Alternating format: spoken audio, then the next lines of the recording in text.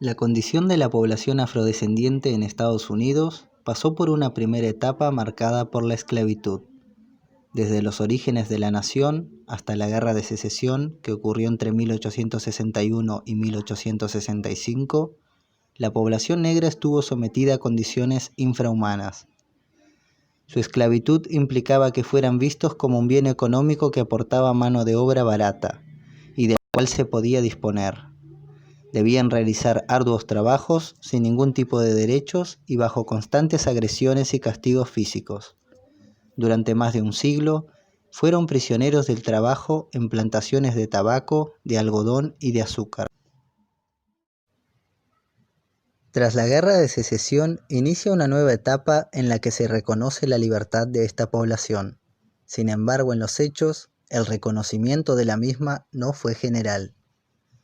En muchos estados, sobre todo los del sur, no hubo una aceptación por parte de los propietarios.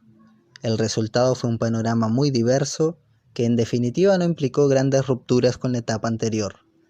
La esclavitud siguió existiendo en muchos estados y en los que se llevó adelante el reconocimiento de su libertad, no se pudo asegurar la integración social de esta población.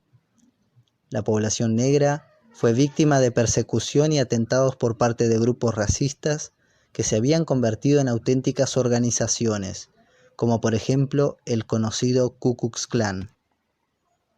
Hacia fines del siglo XIX, como resultado de la intensificación de los conflictos raciales, la Suprema Corte de Justicia les reconoció el principio de iguales pero separados. Esta medida les obligó a vivir marginados en la sociedad.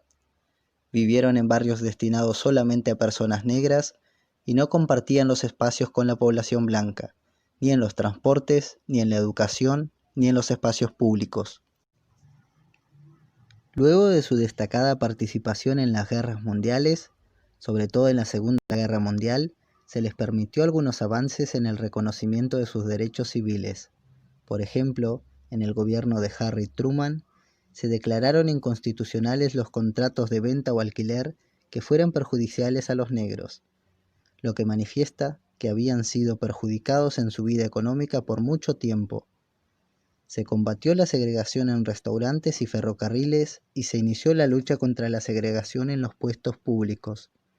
En el gobierno de Truman también se propuso el establecimiento de una ley de derechos civiles que fracasó debido a la actitud reaccionaria de la población conservadora. Finalmente, en la década del 50 y del 60, a pesar de algunos avances, el problema negro se agudizó enormemente. Esto como resultado de varios factores interrelacionados.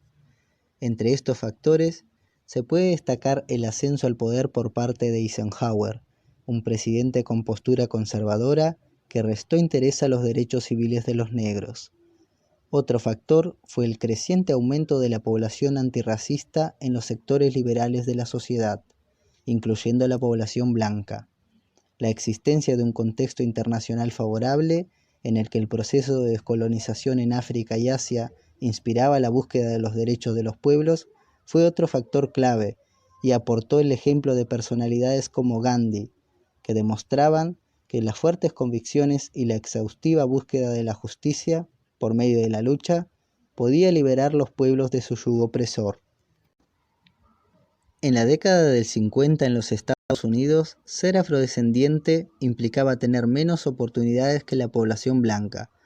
Más del 40% de los afrodescendientes eran empleados en la agricultura o como obreros no calificados. Algunos trabajaban en el sector de los servicios, desempeñando actividades como camareros o recolectores de basura, pero en el sector de los trabajadores de cuello blanco su presencia era mínima. El trabajador negro percibía el 50% del sueldo de un trabajador blanco. La mitad de las familias pobres de Estados Unidos eran negras. Su expectativa de vida era de 53 años, mientras que para la población blanca alcanzaba los 64 años. La segregación implicaba que vivieran separados de la población blanca en muchos aspectos. Habitaban en barrios destinados solamente a personas negras y recibían educación en escuelas destinadas solamente a esta población. La enseñanza era de menor calidad y se le asignaban menos recursos que a las demás escuelas.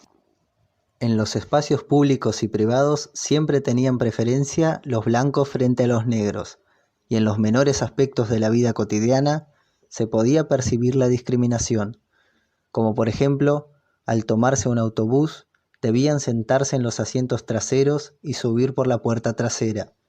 Al dirigirse a un restaurante, no podían ingresar al no admitirse negros, y si se admitía su ingreso, debían hacerlo por entradas distintas a las de los blancos y sentarse alejados de ellos. Además de estos aspectos, los negros no podían votar y hacer uso de la representación, en un sistema que se presentaba frente al mundo como la democracia por excelencia. La segregación implicaba que constantemente recibieran un trato desigual que era irrespetuoso a su condición de seres humanos y contradictorio con los principios de la Constitución del país, que garantizaban la igualdad y la libertad. Los primeros movimientos de la población negra en Estados Unidos se pueden ubicar a partir de la Primera Guerra Mundial. Pueden clasificarse en dos grupos. Por un lado, los movimientos legalistas y por otro, los movimientos separatistas. El grupo legalista se caracteriza por la búsqueda de los derechos civiles de la población negra mediante la vía legal. La entidad de alcance nacional más antigua que se ubica en esta línea de acción es la Asociación Nacional para la Mejora de la Gente de Color. Esta estaba compuesta por blancos liberales que se oponían a la segregación, por negros pertenecientes a los sectores más privilegiados y por todas aquellas personas dispuestas a luchar por la causa. Proponía la no violencia y un accionar mediante la vía legislativa y la educación. A este grupo se sumó más tarde, en 1957, la Conferencia del Sur de Líderes Cristianos, que sostenida en la fe evangélica e inspirada en la filosofía de Gandhi, impulsaba métodos pacíficos de resistencia al racismo y a las leyes segregacionistas. Su accionar generalmente consistía en manifestaciones de protesta y boicots a comercios y líneas de ómnibus que practicaran la discriminación. En estos dos movimientos participó Martin Luther King, un pastor de la Iglesia Bautista que se convirtió en el máximo líder del movimiento por los derechos de la población negra. Luther King adquirió gran reconocimiento en este proceso gracias a su gran elocuencia, su completa entrega a la lucha y su gran capacidad de liderazgo. Su sueño era lograr la convivencia igualitaria entre blancos y negros, en una completa armonía en donde primara el respeto mutuo y la integración social. Una de sus frases refleja claramente sus objetivos y convicciones. Hemos aprendido a volar como los pájaros, a nadar como los peces, pero no hemos aprendido el sencillo arte de vivir como hermanos. El grupo separatista, en contraste con el legalista, optó por las vías de acción ilegales. Comenzaron a defender los valores propios de lo que llamaban la negritud y a reivindicar un nacionalismo negro que no aceptaba la integración al mundo blanco. Proclamaron el poder negro e impulsaron la imposición de la población negra frente a la blanca en los lugares en que eran mayoría. Asumieron la violencia como arma contra el racismo por parte de los blancos y protagonizaron revueltas violentas como forma de reivindicación de sus derechos. Entre los máximos líderes de este movimiento se encuentra Malcolm X.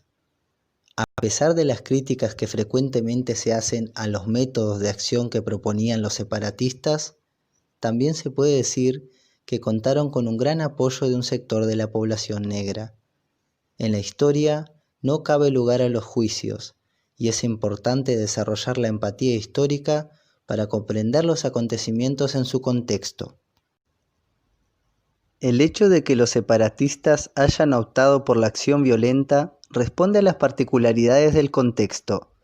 La lucha por los derechos civiles había despertado el lado reaccionario de la sociedad blanca y se habían conformado grupos racistas que realizaron atentados en contra de la población negra. El padre de Malcolm X fue asesinado por estos grupos y su casa fue incendiada por el Ku Klux Klan, organización que apareció nuevamente y que había provocado la muerte de muchos afrodescendientes. Ante este complejo panorama, La impaciencia de algunos sectores de la población negra los llevó a optar por esta vía de acción violenta.